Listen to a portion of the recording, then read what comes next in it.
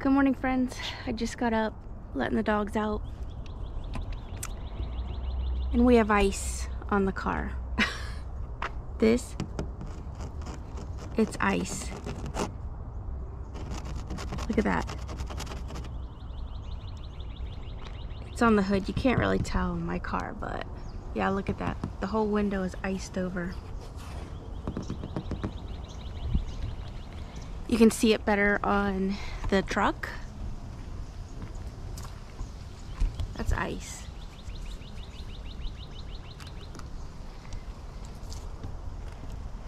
Which is a big problem for my poor papayas. Oh, friends. We did go around and wrap up the pineapples as much as we could. I knew that it was gonna get cold last night. This is the tomato. I can already see that it's burned. Look, that's burned. This is all burned. So I'll probably end up losing the tomato, which, like I told you, this tomato just took over this entire area. I'm definitely gonna end up losing that. The sheet came off the Barbados cherry in the night, so that is not good. We didn't wrap it very well, apparently. No, but it's probably gonna help now, but every little bit helps. Hopefully, if the base was wrapped really well. I didn't wrap up my pineapple guava over there. I didn't have enough sheets to wrap it up.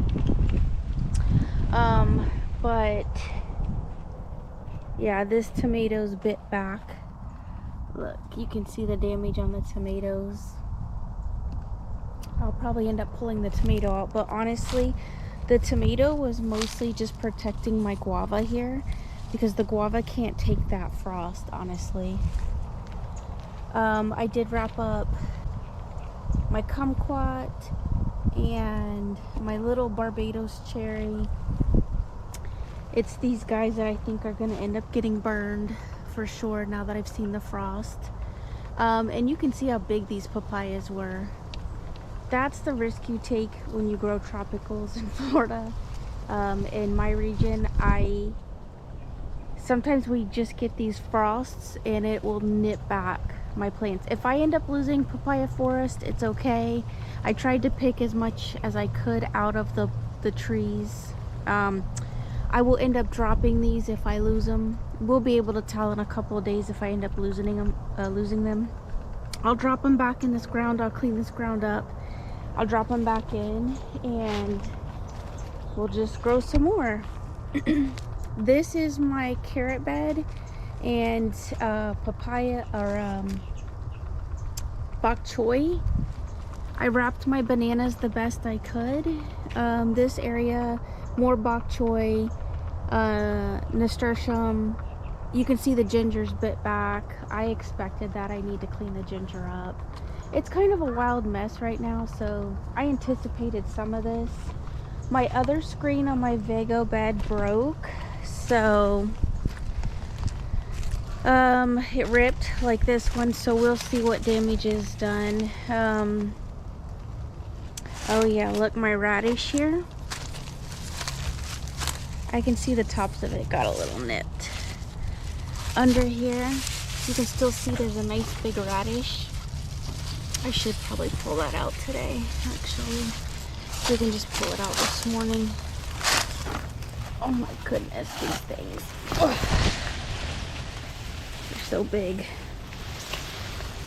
Look at that. That's why I grow these. They're beautiful.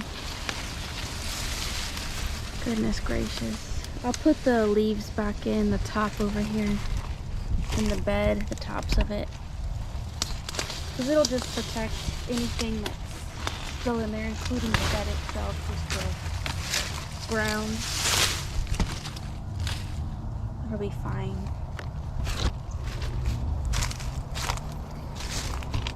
But yeah, friends, here's the banana. It had pups, so we covered that up. Now the mustard greens, they're gonna be just fine. Yeah, see, they're fine. They can tolerate some cold, frosty days.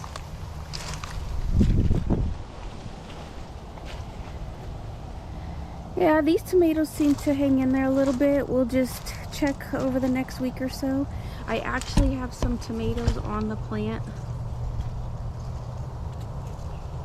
See? So they're starting to come in. They're just tiny little green tomatoes starting to come in. Worst case scenario, I'll just pickle the green tomatoes. If I have to pull this plant, I'll just pickle these green tomatoes. We'll clean up the ginger over there. That's the Oahu ginger. The joys of growing life though, friends. This is what happened. So I'll keep you guys posted as we move forward, and we'll see what we have to plant and not plant, and you just pray for the best. That's all you can do. So all right, friends, I'll keep you guys posted.